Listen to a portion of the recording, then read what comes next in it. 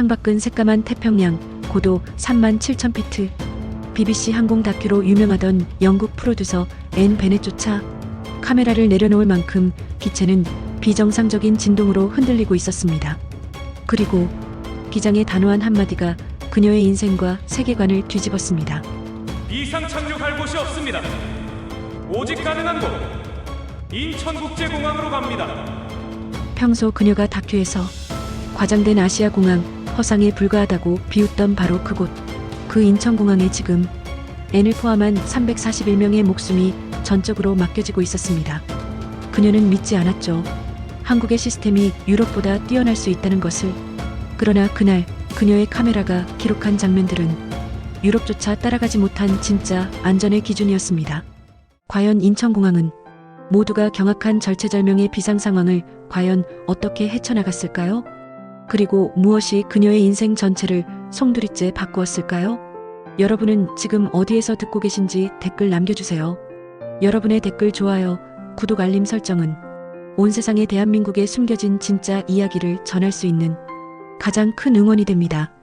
저는 앤 베넷입니다. BBC 다큐멘터리 프로듀서로 15년째 일하고 있어요. 주로 항공사고를 다루는 프로그램을 만들었죠. 추락한 비행기, 무너진 시스템, 숨겨진 진실을 찾아내는 게 제 일이었습니다. 시청자들은 제 작품을 좋아했어요. 냉정하고 날카롭다는 평을 자주 들었죠. 그런데 저는 한 가지 편견이 있었습니다. 아시아 공항들은 겉만 번지르르 하다는 생각이었어요. 화려한 면세점, 예쁜 인테리어, SNS용 포토존은 많지만 정작 위기 대응 능력은 형편없다고 믿었죠. 특히 한국의 인천공항이 그랬습니다. 세계 최고 공항이라는 타이틀을 몇 년째 받고 있었지만 저는 코웃음을 쳤어요. 쇼핑몰 같은 공항이지 진짜 비상 상황에서는 제대로 작동 안 할 거라고 생각했습니다. 그래서 새 다큐를 기획했어요. 제목은 이미 정해져 있었습니다. 아시아 공항에 과장된 신화. 인천공항을 대표 사례로 다룰 예정이었죠. 대본도 거의 완성했어요. 결론까지 다 써놨습니다. 화려함 뒤에 숨겨진 허술함을 폭로하는 내용이었어요.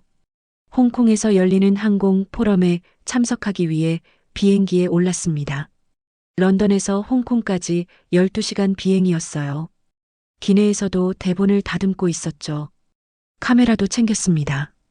혹시 모를 현장 촬영을 위해서요. 저는 항상 준비된 사람이었거든요. 이륙한 지 3시간쯤 지났을 때였습니다.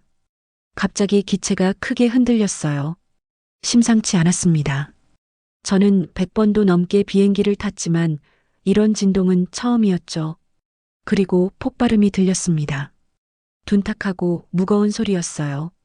왼쪽 엔진에서 불꽃이 튀었습니다. 승객들이 비명을 지르기 시작했습니다. 아이가 울었어요. 누군가 기도하는 소리도 들렸죠. 저는 본능적으로 카메라를 켰습니다. 15년간 사고 현장을 다뤘던 직업병이었어요. 하지만 이번엔 달랐습니다. 이건 다큐 촬영이 아니라 유언 영상 같았거든요.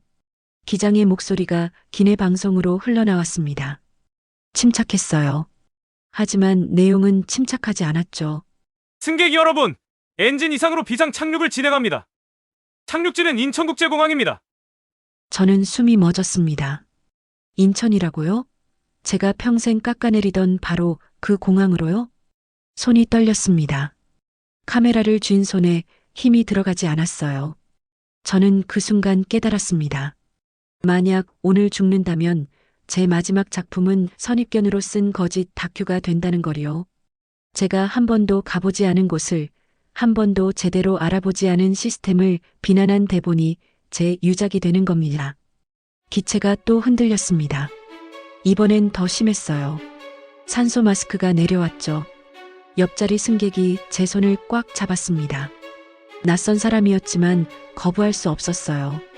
우리는 같은 운명이었으니까요. 저는 창밖을 봤습니다. 태평양이었어요. 끝없는 바다만 보였죠. 여기서 떨어지면 구조고 뭐고 없다는 생각이 스쳤습니다. 기장이 다시 교신했습니다. 엔진 상태 악화. 인천까지 40분 남았습니다. 구조대가 대기 중입니다. 40분이요. 40분을 버텨야 한다는 소리였어요. 저는 눈을 감았습니다. 그리고 처음으로 기도 비슷한 걸 했죠. 제발, 제발 살려달라고요. 인천이든 어디든 상관없으니 땅에만 닿게 해달라고요. 카메라 액정에 제 얼굴이 비쳤습니다. 창백했어요. 눈가엔 눈물 자국이 있었죠. 저는 평생 냉정한 프로듀서였는데 지금은 그냥 겁에 질린 사람이었습니다. 대본 따위는 중요하지 않았어요. 지금은 그저 살고 싶었습니다. 비행기가 구름 속으로 들어갔습니다. 시야가 완전히 하얘졌어요. 저는 가방 속 대본을 꺼내봤습니다. 인천공항 화려함 뒤에 허술함이라는 제목이 보였죠. 저는 피식 웃었습니다. 지금 제 목숨이 그 허술한 공항에 달려있다니 이보다 더 아이러니한 일이 있을까요? 엔진의 떨림은 멈추지 않았습니다. 오히려 점점 더 심해졌어요. 기체 전체가 불규칙하게 흔들렸죠. 실내 조명이 깜빡이기 시작했습니다. 켜졌다 꺼졌다를 반복했어요. 어둠 속에서 승객들의 비명소리만 들렸죠. 저는 심장이 터질 것 같았습니다. 옆자리 남자가 말했어요. 우린 죽는 거 아닙니까? 저는 대답할 수 없었습니다. 솔직히 저도 같은 생각이었거든요. 하지만 입 밖으로 꺼낼 순 없었어요. 그냥 고개를 저었습니다. 거짓말이었죠. 승무원들이 통로를 오가며 승객들을 진정시키려 했습니다. 하지만 그들의 얼굴도 창백했어요. 훈련받은 미소 뒤로 두려움이 보였죠. 한 승무원이 제 앞을 지나갔는데 손이 떨리고 있었습니다. 그 모습을 본 순간 확신했어요. 이건 정말 위험한 상황이라는 걸요. 기장이 다시 방송했습니다. 엔진 2차 이상 징후 확인. 현재 항로 유지가 어렵습니다. 목소리는 여전히 침착했지만 단어 선택이 달랐어요. 어렵다는 표현이 나왔죠. 조종사가 어렵다고 말하면 그건 거의 불가능하다는 뜻입니다. 저는 그걸 알았어요. 창밖을 봤습니다. 여전히 바다였어요. 구름 사이로 보이는 건 끝없는 태평양뿐이었죠. 섬도 없었습니다. 배도 보이지 않았어요. 완전히 고립된 상태였습니다. 만약 지금 추락하면 우리를 찾는 데만 며칠이 걸릴 거예요. 아니, 영영 못 찾을 수도 있겠죠. 갑자기 기체가 크게 기울었습니다. 왼쪽으로 심하게 쏠렸어요. 짐칸에서 가방이 쏟아져 내렸죠. 누군가의 비명이 귓속을 파고들었습니다. 저는 팔걸이를 움켜쥐었어요. 손톱이 파고들 정도로 세게 잡았죠. 기체가 다시 수평을 찾는데 10초쯤 걸렸습니다. 그 10초가 10년처럼 느껴졌어요. 아이가 계속 울고 있었습니다. 엄마로 보이는 여자가 아이를 꼭 안고 노래를 불러줬어요. 자장가였죠. 떨리는 목소리로 부르는 자장가. 저는 그 모습을 보다가 눈물이 났습니다. 저에겐 자식이 없어요. 평생 일만 했거든요. 그런데 지금은 그게 후회됐습니다. 누군가를 안아본 적이 언제였는지 기억도 안 났어요. 기장이 또 교신했습니다. 인천 관제탑과 교신 중입니다. 구조대가 대기하고 있습니다. 30분 후 착륙 예정입니다. 30분이요. 아까는 40분이었는데 10분이 줄었어요. 그게 다행인지 불안한 건지 알 수 없었습니다. 저는 카메라를 다시 켰습니다. 렌즈를 창밖으로 향했어요. 구름과 바다를 담았죠. 그리고 기내를 천천히 훑었습니다. 기도하는 사람들, 울고 있는 아이들, 서로를 안고 있는 연인들, 모두가 살고 싶어 했어요. 간절했습니다. 저도 마찬가지였죠. 그때 이상한 걸 느꼈습니다. 기체의 떨림이 조금 줄어든 것 같았어요. 착각일 수도 있었죠. 하지만 분명 아까보다는 나아진 느낌이었습니다. 혹시 엔진이 회복된 걸까요? 아니면 조종사가 뭔가 조치를 취한 걸까요? 승무원이 통로로 나왔습니다. 그리고 말했어요. 승객 여러분, 한국상공에 진입했습니다. 곧 착륙 준비에 들어갑니다. 한국이요? 벌써요? 저는 시계를 봤습니다. 30분도 안 지났어요. 어떻게 이렇게 빨리 도착한 거죠? 창밖을 다시 봤습니다. 이번엔 바다가 아니었어요. 불빛이 보였습니다. 도시의 불빛이었죠. 그런데 뭔가 이상했어요. 불빛의 패턴이 너무 정교했습니다. 무작위로 흩어진 게 아니라 마치 설계된 것처럼 배치돼 있었어요. 옆자리 남자가 말했습니다. 저게 뭐죠? 저도 몰랐어요. 하지만 분명한 건 저게 그냥 도시 불빛이 아니라는 거였습니다. 뭔가 의도가 있어 보였어요. 조명의 색깔도 달랐죠. 어떤 건 하얗고, 어떤 건 노랗고, 어떤 건 파랗게 빛났습니다. 기장이 관제탑과 교신하는 소리가 들렸습니다. 영어였어요. 그런데 발음이 놀라울 정도로 정확했습니다. 억양도 자연스러웠죠. 저는 BBC에서 15년간 일했어요. 수백 명의 영어 화자를 들어봤죠. 그런데 지금 들리는 목소리는 그 어떤 관제사보다 또렷했습니다. Flight 237, we have visual. Emergency teams are in position. Wind is stable. You are cleared for landing. 저는 숨을 죽였습니다. 저 목소리에는 긴장이 없었어요. 침착함만 있었죠. 마치 이런 상황을 수백 번 겪어본 것 같았습니다. 그게 더 무서웠어요. 아니, 이상하게도 안심이 됐습니다. 옆자리 남자가 속삭였습니다. 땐 저 교신 유럽보다 정교한 것 같지 않아요? 저는 고개를 끄덕였습니다. 인정할 수밖에 없었어요. 히드로 공항도 샤를드골 공항도 이렇게 명확하게 교신하지 않았거든요. 기체가 서서히 고도를 낮췄습니다. 불빛이 점점 더 가까워졌어요. 이제 건물들이 보이기 시작했습니다.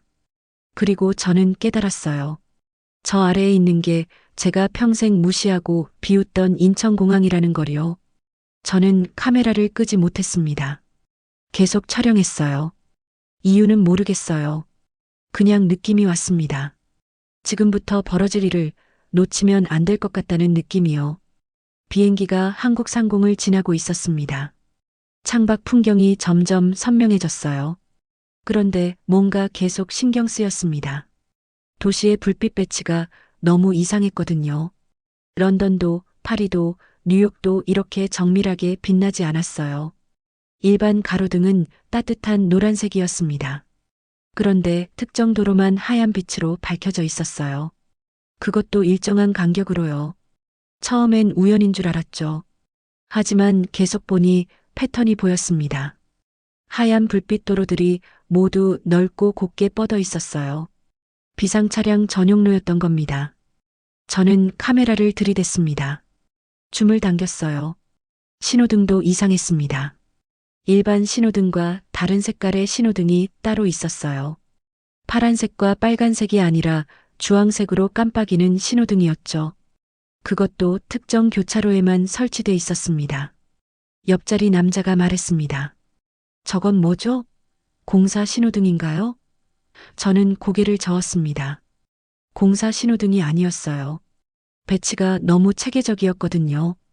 그리고 모든 주황 신호등이 같은 방향을 가리키고 있었습니다. 공항 쪽으로요. 갑자기 깨달았습니다. 저건 비상차량 유도 시스템이었어요. 사고가 나면 저 주황 신호등이 작동해서 구급차와 소방차를 가장 빠른 경로로 안내하는 거였죠. 런던에도 파리에도 그 어떤 유럽 도시에도 이런 시스템은 없었습니다. 기체가 더 낮아졌습니다. 이제 건물 옥상이 보였어요. 그런데 또 이상한 게 보였습니다. 특정 건물 옥상에만 밝은 조명이 켜져 있었어요. 헬기 착륙장이었습니다. 그것도 한두 개가 아니었어요. 시야에 보이는 것만 5개였죠. 모두 공항을 향해 일직선으로 배치돼 있었습니다. 저는 입이 벌어졌습니다. 이건 단순한 도시 계획이 아니었어요. 전체가 하나의 거대한 비상 대응 시스템이었던 겁니다. 도로, 신호등, 헬기장, 모든 게 공항을 중심으로 설계돼 있었어요. 마치 도시 전체가 공항을 지키기 위해 존재하는 것 같았습니다. 기장의 교신이 다시 들렸습니다. Incheon Tower requesting final approach guidance. 관제탑이 즉시 응답했어요. Flight 237 vector confirmed. Descend to 3,000 feet. Emergency runway is clear. Medical teams are ready. 저는 소름이 돋았습니다. 저 영어 발음이요. BBC 아나운서보다 정확했어요. 단어 하나하나가 또렷했죠. 게다가 말의 속도가 완벽했습니다. 너무 빠르지도 너무 느리지도 않았어요. 긴급 상황인데도 전혀 서두르는 기색이 없었죠. 승무원 한 명이 조종석에서 나왔습니다. 그리고 다른 승무원에게 뭔가 속삭였어요. 저는 귀를 기울였습니다. 관제탑이 엔진 상태까지 파악하고 있대. 착륙 각도를 조정해 준다고 했어. 다른 승무원이 놀라대 물었죠. 어떻게? 우리가 데이터를 보낸 것도 아닌데? 저도 놀랐습니다. 관제탑이 비행기 상태를 실시간으로 파악하고 있다고요? 그럼 우리 비행기와 어떤 식으로든 연결돼 있다는 소리잖아요. 이건 일반적인 관제 시스템이 아니었습니다. 창밖에 활주로가 보이기 시작했습니다. 그런데 활주로 양쪽에 차량들이 줄지어 대기하고 있었어요. 소방차, 구급차, 정비 차량들이었죠. 15대였어요. 모두 같은 간격으로 배치돼 있었습니다. 마치 자로 잰 것처럼요. 옆자리 남자가 말했습니다. 저 차들 언제 나온 거예요? 우리가 비상신호 보낸 지 40분밖에 안 됐는데 저도 같은 생각이었어요. 저 정도 규모의 비상 대응팀을 40분 만에 배치한다고요? 불가능했습니다. 히드로 공항도 최소 1시간은 걸려요. 그때 깨달았습니다. 저들은 우리가 한국 상공에 들어오기 전부터 준비하고 있었던 거예요. 아니, 어쩌면 엔진 고장 신호를 받은 즉시 움직였을지도 몰랐죠. 그 말은 곧 저들이 우리 비행기를 1시간 넘게 추적하고 있었다는 뜻입니다. 기체가 흔들렸습니다. 바람이 불었어요. 강한 바람이었죠. 저는 손잡이를 꽉 쥐었습니다. 그런데 이상했어요. 기체가 흔들렸는데도 조종이 안정적이었거든요. 마치 누군가 밖에서 비행기를 잡아주는 것 같았습니다. 관제탑이 말했습니다. Flight 237 wind shear detected. Adjusting approach angle. Follow our guidance. 그리고 정말로 기체의 떨림이 줄어들었어요. 바람은 여전히 불고 있었는데 비행기는 마치 레일 위를 달리는 것처럼 부드러워졌습니다. 저는 믿을 수 없었습니다. 관제탑이 바람까지 계산해서 착륙 각도를 실시간으로 조정해주고 있었던 거예요. 이런 기술이 어떻게 가능하죠? 유럽 어디에도 이런 시스템은 없었어요. 미국도 마찬가지였죠. 활주로가 점점 가까워졌습니다. 유도등이 켜져 있었어요. 파란색과 하얀색 불빛이 활주로를 따라 이어져 있었죠. 그런데 그 불빛이 움직이고 있었습니다. 마치 살아있는 것처럼 우리 비행기를 향해 반짝이고 있었어요. 승무원이 외쳤습니다. 착륙 준비, 머리를 숙이세요. 저는 카메라를 내려놓지 못했습니다. 계속 촬영했어요. 렌즈가 활주로를 향했죠. 이 순간을 놓치고 싶지 않았습니다. 이유는 모르겠어요. 그냥 본능이었습니다.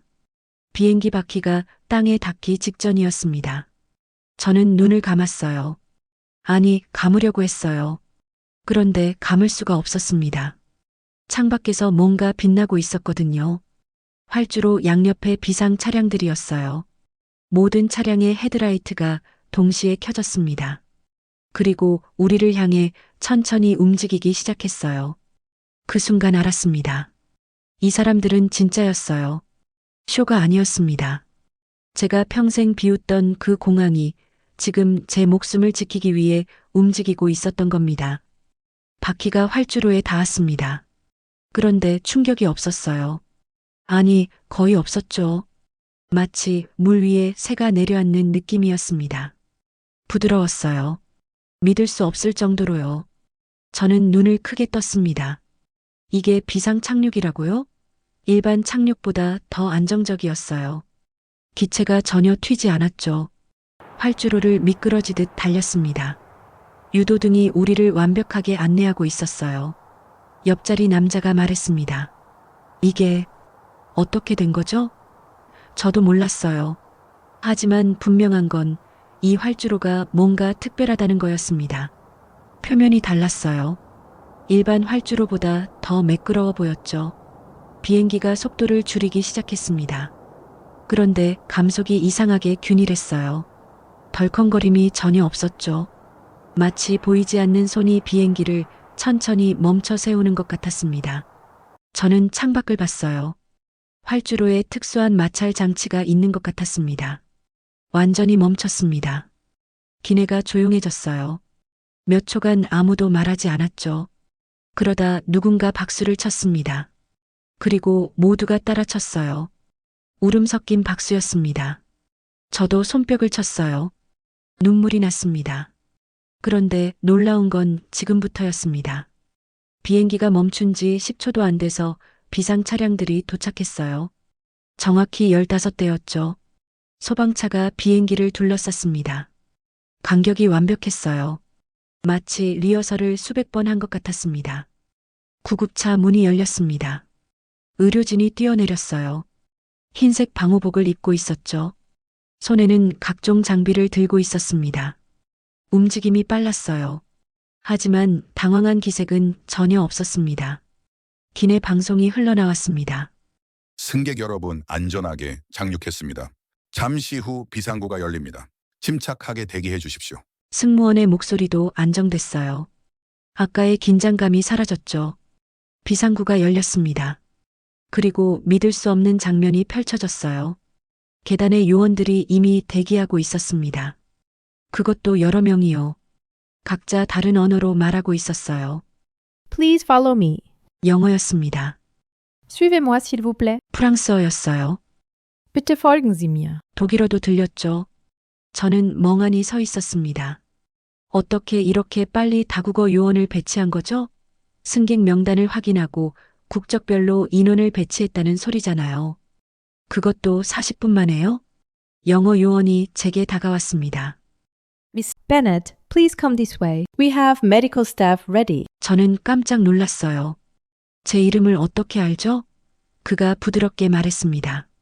Passenger manifest. We checked everyone. 승객 명단을 이미 파악했다고요. 그 말은 우리가 착륙하기 전에 이미 모든 승객의 신원과 국적을 확인했다는 뜻입니다. 저는 다리에 힘이 풀렸어요. 이 사람들은 대체 누구죠? 계단을 내려갔습니다. 바닥에 발이 닿자 안도감이 밀려왔어요. 살았구나. 정말 살았구나. 저는 그 자리에 주저앉고 싶었습니다. 하지만 요원이 부축했어요. Take your time. You're safe now. 활주로에 의료진이 줄지어 서 있었습니다. 승객들을 빠르게 분류하고 있었어요. 노약자는 왼쪽, 아이들은 가운데, 부상자는 오른쪽으로 안내했죠. 분류 기준이 명확했습니다. 혼란이 전혀 없었어요. 한 할머니가 휠체어에 앉았습니다. 의료진이 즉시 산소 포화도를 측정했어요. 20초 만에 끝났죠. 그리고 바로 구급차로 이송됐습니다. 모든 게 흐름처럼 자연스러웠어요. 저는 의료 대기실로 안내됐습니다. 공항 내부였어요. 그런데 제가 아는 공항 대기실이 아니었습니다. 완전히 달랐어요. 병원 응급실 같았죠. 벽면에 모니터가 여러 개 걸려 있었습니다. 실시간으로 승객들의 상태가 표시되고 있었어요. 심박수, 혈압, 산소 포화도까지 모두 보였습니다. 한 화면에 100명이 넘는 승객의 데이터가 동시에 표시되고 있었어요. 의사가 다가왔습니다. Miss Bennett, how are you feeling? 저는 멍하니 대답했어요. 괜찮아요. 그런데 여긴 그가 미소 지었습니다. Emergency Medical Center. We have this in every terminal. 모든 터미널에 이런 시설이 있다고요? 저는 입을 다물 수 없었습니다. 히드로 공항도 샤를드골 공항도 이런 시설은 없었어요. 응급처치실은 있지만 이렇게 체계적인 의료센터는 본 적이 없었죠. 간호사가 제 혈압을 쟀습니다. 그리고 태블릿에 기록했어요. 약간 높네요. 스트레스 때문입니다. 휴식이 필요해요. 그녀가 다른 방을 가리켰습니다. 저기서 쉬세요. 조용합니다. 문을 열었습니다. 개인 휴게실이었어요.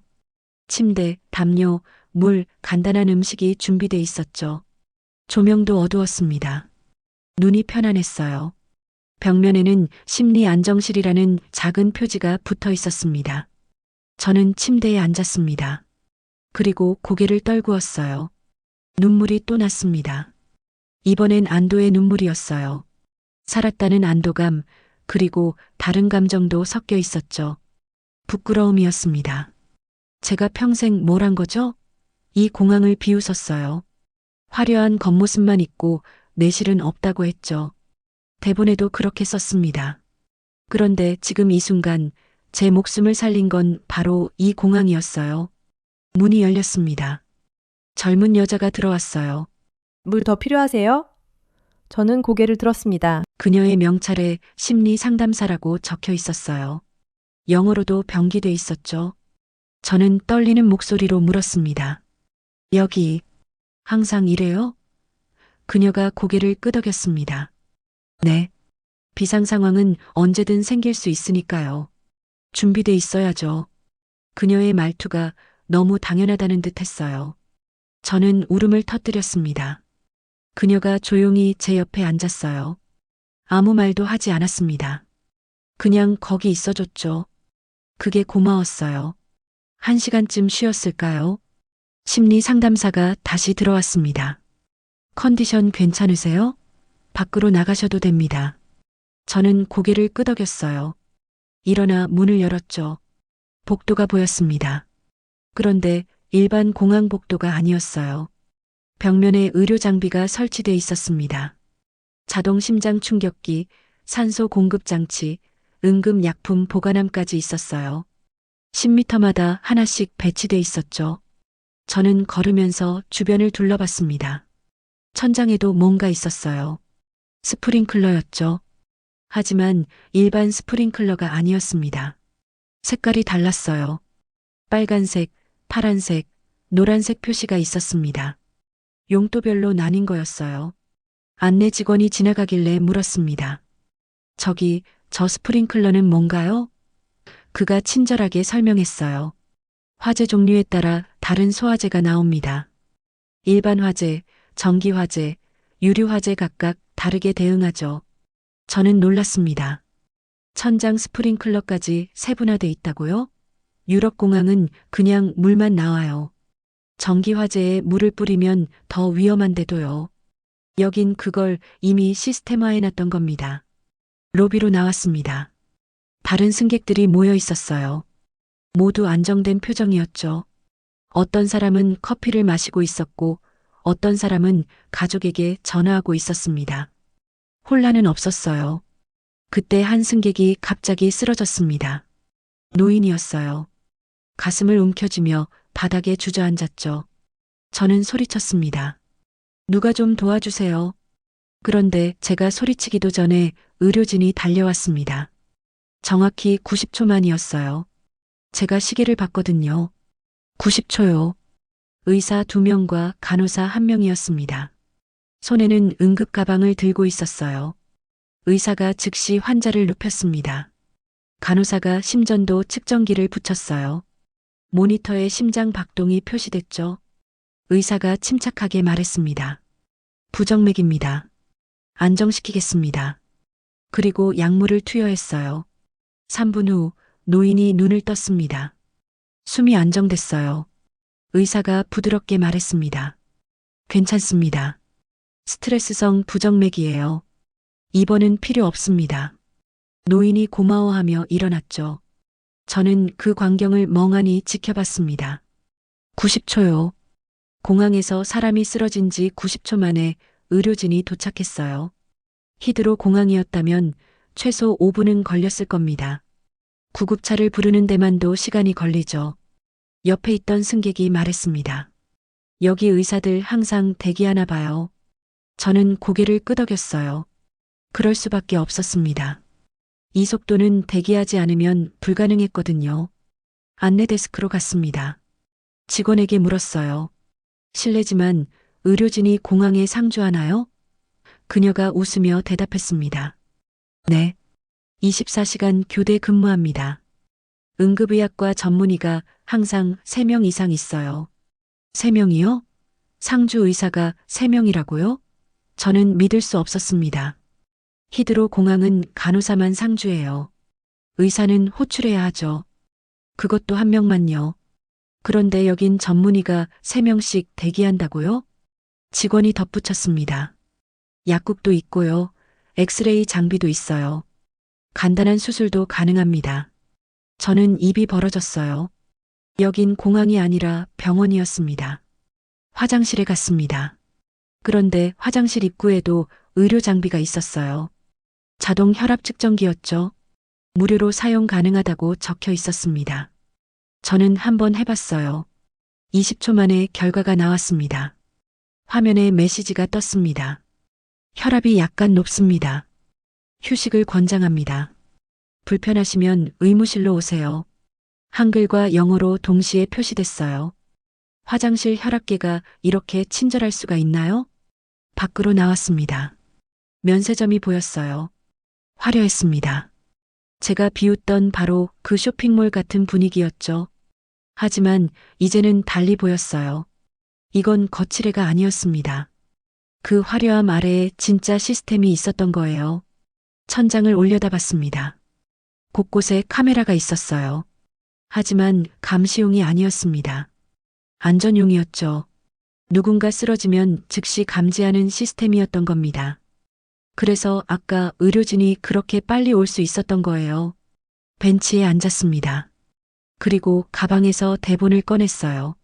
아시아 공항에 과장된 신화라는 제목이 보였습니다. 저는 첫 페이지를 펼쳤죠. 인천공항은 화려하다. 하지만 그뿐이다. 위기 대응 능력은 유럽에 한참 못 미친다. 제가 쓴 문장이었습니다. 한 번도 와보지 않고 쓴 문장이요. 저는 그 페이지를 찢었어요. 그 다음 페이지도 찢었습니다. 손이 떨렸어요. 부끄러움 때문이었죠. 옆자리에 누가 앉았습니다.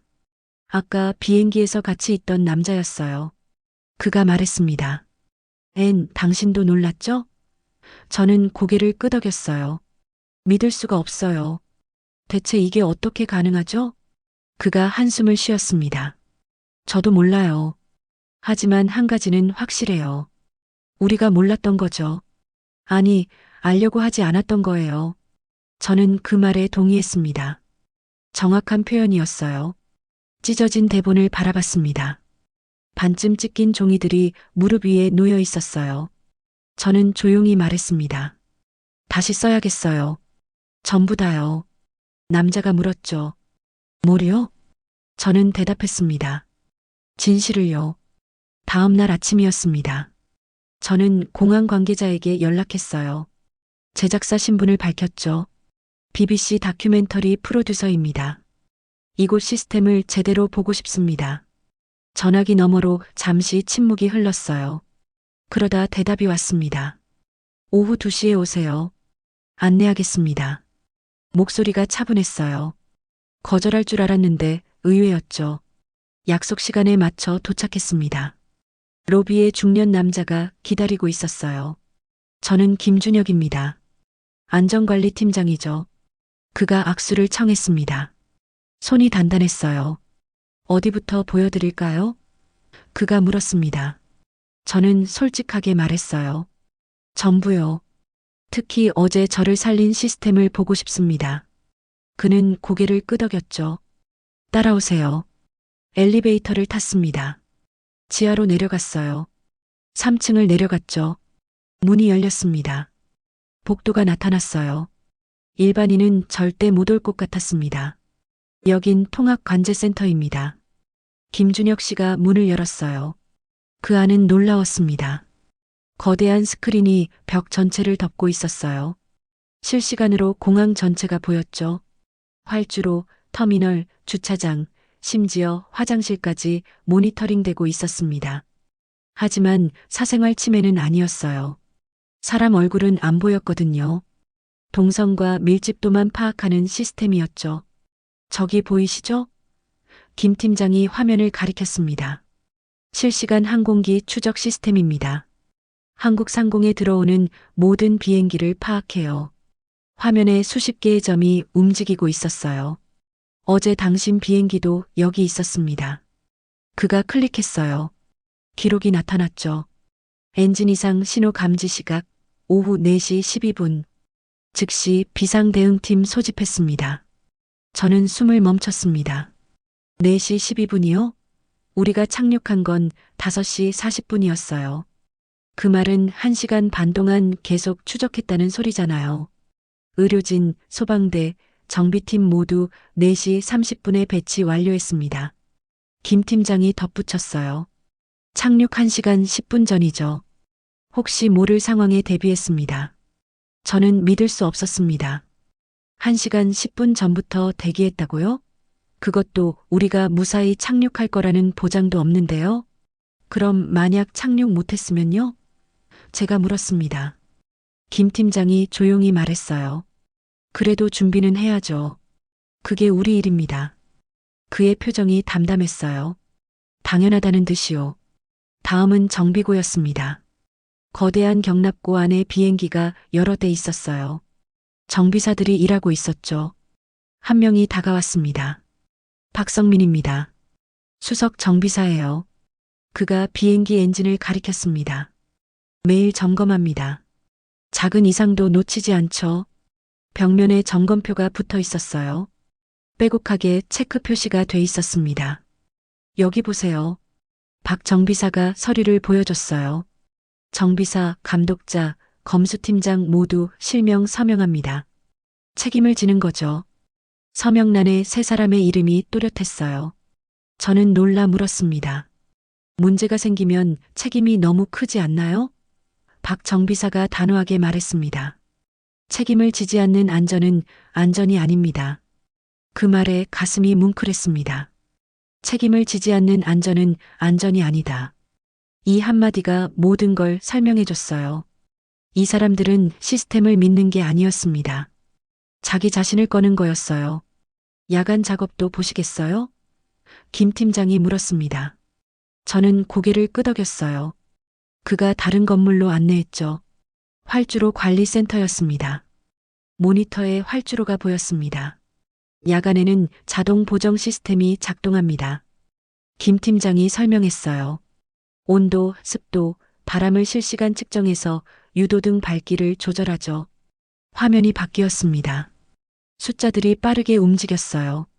지금 바람이 초속 7m입니다. 시스템이 자동으로 착륙 각도를 계산해서 관제탑에 전송하죠. 저는 어제를 떠올렸습니다. 바람이 불었는데도 착륙이 부드러웠던 이유가 이거였어요. 시스템이 실시간으로 최적의 각도를 찾아준 거였죠. 보잉사와도 협업합니다. 김 팀장이 다른 화면을 보여줬어요. 비행기 기종별 데이터를 실시간 공유해요. 엔진 특성, 무게 중심, 제동 거리까지 모두 파악하죠. 저는 말문이 막혔습니다. 이 정도면 단순한 공항이 아니었어요. 거대한 연구소였죠. 항공 안전의 모든 데이터가 여기서 분석되고 있었던 겁니다. 휴게실로 돌아왔습니다. 김 팀장이 커피를 건넸어요. 저는 조용히 물었습니다. 왜 이렇게까지 하세요? 비용도 엄청날 텐데요. 그가 창밖을 바라봤습니다. 활주로가 보였어요. 사람 목숨이 오가는 곳입니다. 돈으로 계산할 수 없죠. 그의 목소리가 낮았어요. 단단했습니다. 유럽 공항들도 안전하잖아요. 제가 말했습니다. 그 정도면 충분하지 않나요? 김 팀장이 고개를 저었어요. 충분하다는 건 없습니다. 더 나아질 수 있으면 나아가야죠. 저는 그 순간 깨달았습니다. 이 사람들은 최고를 추구하는 게 아니었어요. 완벽을 추구하는 거였죠. 최고와 완벽은 달랐습니다. 최고는 비교의 문제지만 완벽은 자기 자신과의 싸움이었어요. 감사합니다. 제가 말했습니다. 보여주셔서요. 김 팀장이 웃었어요. 당신이 진심이라는 걸 알았으니까요. 진심에는 진심으로 답해야죠. 밖으로 나왔습니다. 해가 지고 있었어요. 활주로에 불이 켜지기 시작했죠. 파란색과 하얀색 유도등이 반짝였습니다. 저는 그 빛을 한참 바라봤어요. 가방에서 노트를 꺼냈습니다. 새 제목을 적었어요. 인천, 사람을 지키는 공항. 펜을 쥔 손이 떨렸습니다. 이번엔 부끄러움이 아니었어요. 설렘이었죠. 홍콩 포럼은 이틀 뒤였습니다. 저는 그 이틀을 인천공항에서 보냈어요. 더 보고 싶었거든요. 더 알고 싶었습니다. 면세점 직원들과 이야기했습니다. 그들도 비상교육을 받는다고 했어요.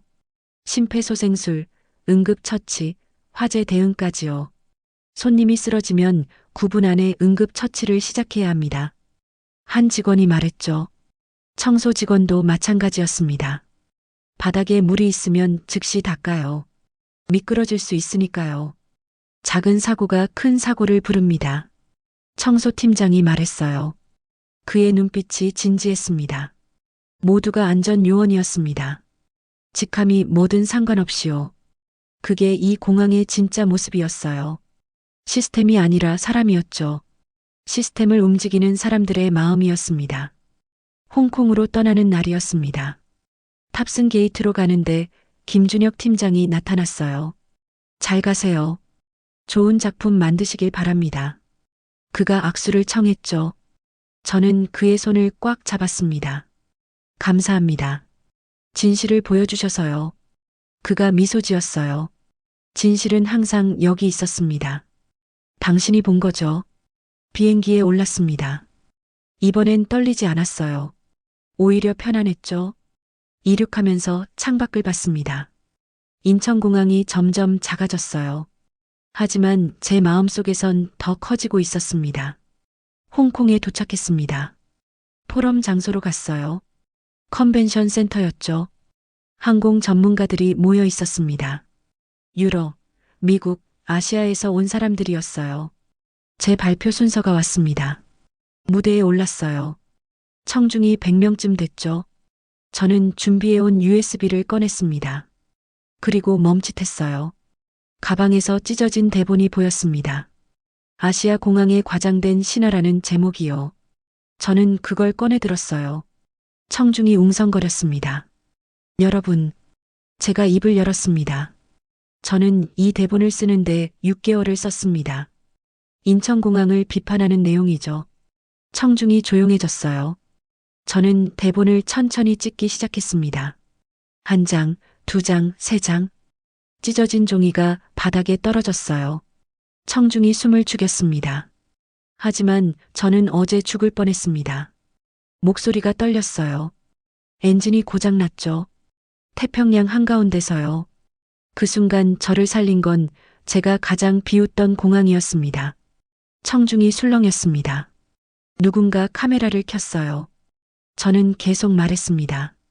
저는 한 번도 인천공항에 가본 적이 없었습니다. 그런데 대본을 썼어요. 선입견으로요. 화면에 새 영상을 띄웠습니다. 제가 찍은 거였어요. 통합관제센터, 의료진, 정비사들의 모습이었죠. 이게 진짜입니다.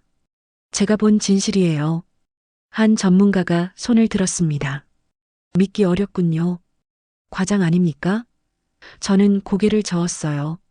과장이 아닙니다. 오히려 제가 본 건 일부일 뿐이에요. 의료진이 90초 만에 도착했습니다. 90초요. 히드로는 5분 걸려요. 제가 말했습니다. 비상 차량이 착륙일 시간 전에 대기했어요. 우리가 살지 죽을지도 모르는데요. 청중이 웅성거렸습니다. 정비사들은 실명으로 서명합니다. 책임을 지는 거죠. 그들이 말했어요. 책임 없는 안전은 안전이 아니라고요. 한 여자가 말했습니다. 그럼 유럽 공항은 뭡니까? 우리도 안전해요. 저는 고개를 끄덕였습니다. 맞습니다. 안전하죠. 하지만 인천은 다릅니다. 그들은 완벽을 추구해요. 완벽은 불가능합니다. 누군가 말했어요. 저는 웃었습니다. 저도 그렇게 생각했어요. 어제까지는요. 화면을 바꿨습니다. 야간 활주로 영상이었어요.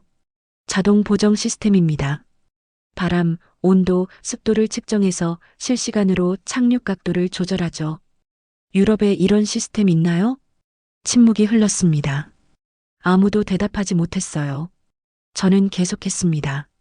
보잉사와 실시간 데이터를 공유합니다. 기종별 특성을 파악하죠. 이 정도 시스템 가진 공항이 유럽에 몇 개나 됩니까? 한 남자가 일어났습니다. 그럼 당신은 이제 인천 홍보대사라도 되겠군요. 비꼬는 투였어요. 저는 그를 똑바로 봤습니다. 아니요. 저는 그냥 진실을 말하는 겁니다. 제 목소리가 단단했어요. 우리가 몰랐던 진실을요. 아니, 보려 하지 않았던 진실을요. 무대에서 내려왔습니다. 청중이 박수를 쳤어요.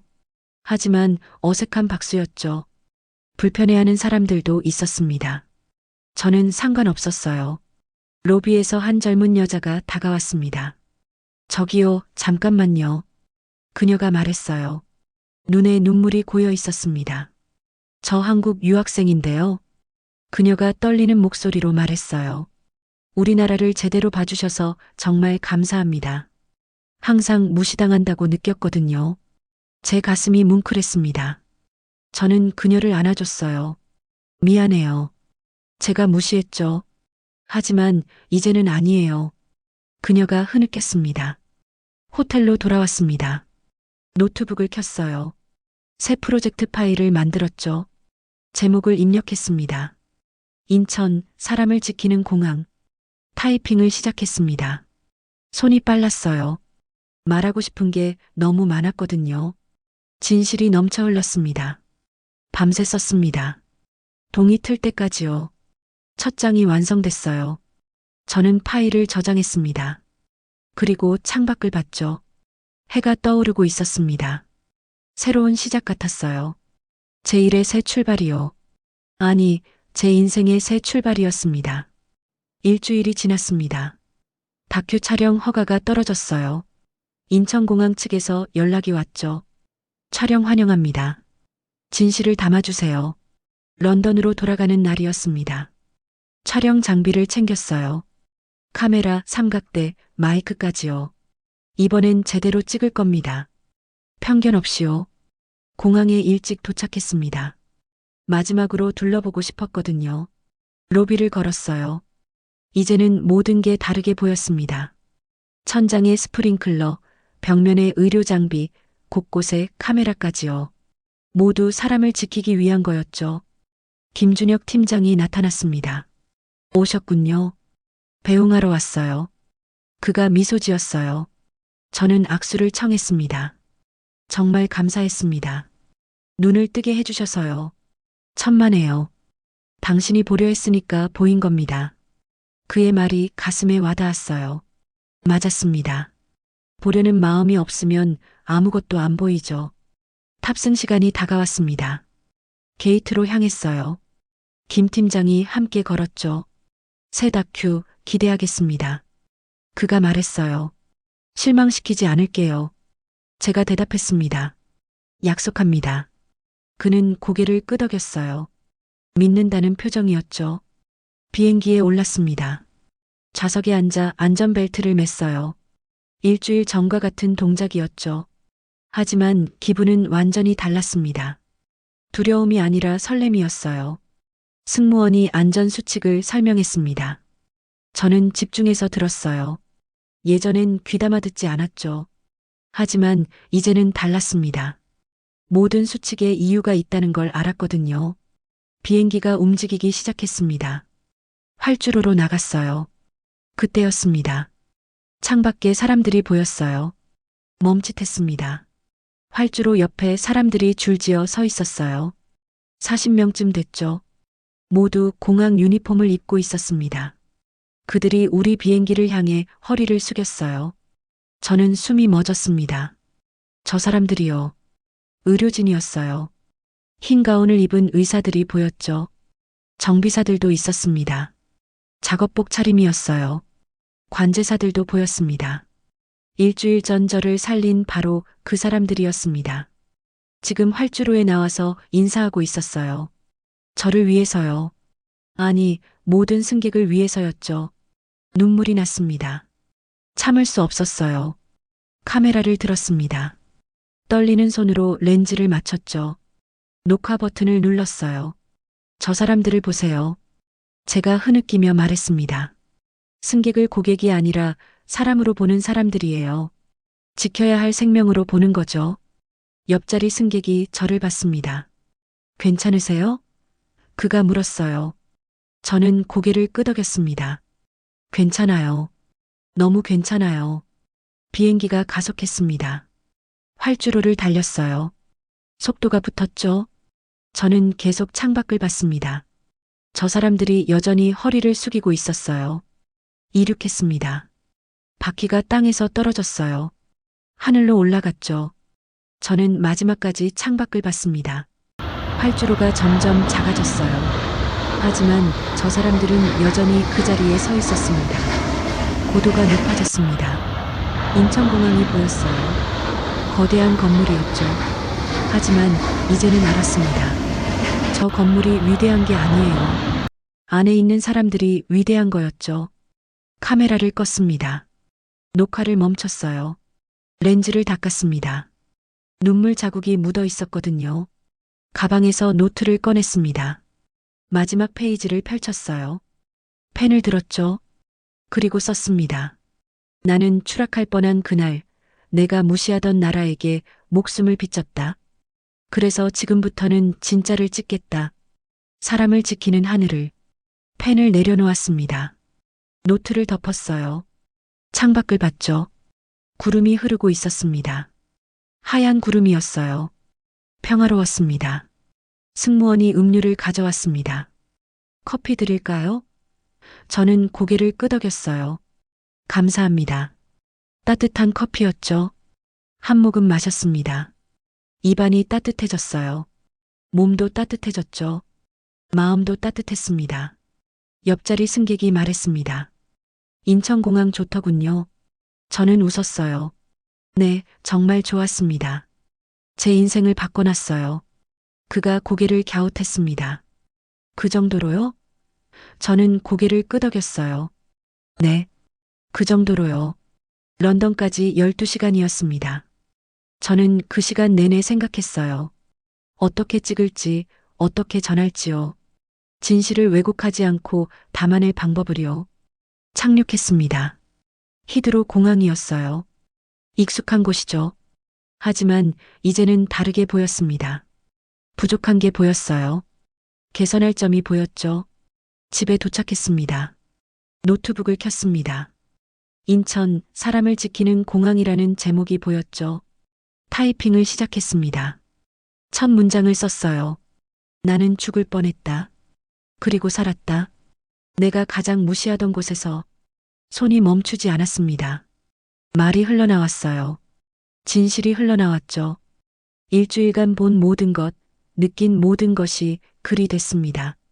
밤이 깊었습니다. 하지만 멈출 수 없었어요. 써야 했습니다. 세상에 알려야 했죠. 진짜가 뭔지를요. 새벽이 됐습니다. 첫 장이 완성됐어요. 저는 파일을 저장했습니다. 그리고 창밖을 봤죠. 별이 보였습니다. 반짝이고 있었어요. 저 별 중 하나 아래에 인천이 있겠죠. 그곳에서 누군가는 지금도 일하고 있을 겁니다. 사람을 지키기 위해서요. 저는 미소 지었습니다. 그리고 다짐했어요. 이 다큐를 완성하겠다고, 제대로 만들겠다고요. 여러분은 언제 한국이 자랑스러우셨나요? 저는 죽다 살아난 그날이었습니다. 제 편견이 무너진 그날이요. 댓글로 이야기 나눠주세요. 좋아요와 구독 부탁드립니다.